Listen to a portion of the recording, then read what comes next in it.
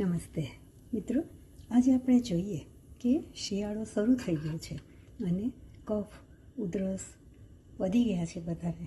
ત્યારે એક હોમમેડ કફ સિરપ બનાવી. એક ઓરેન્જ લઈ તેને ઉપરથી કટ કરી આ રીતે ગેસ ઉપર મૂકી તેમાં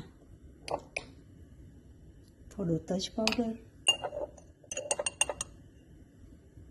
થોડો મરી પાવડર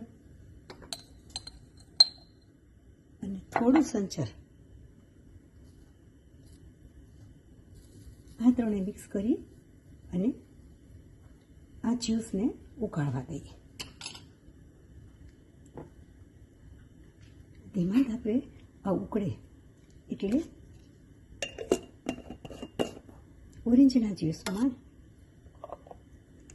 તજના ગુણ, મરીના ગુણ અને સંચરના ગુણ આવી જાય છે. હવે આ પીવાથી નાના મોટા બધાને શરદી ઉધરસમાં તાત્કાલિક રાહત મળે છે. સ્વસ્થ રહો એ જ શુભેચ્છા.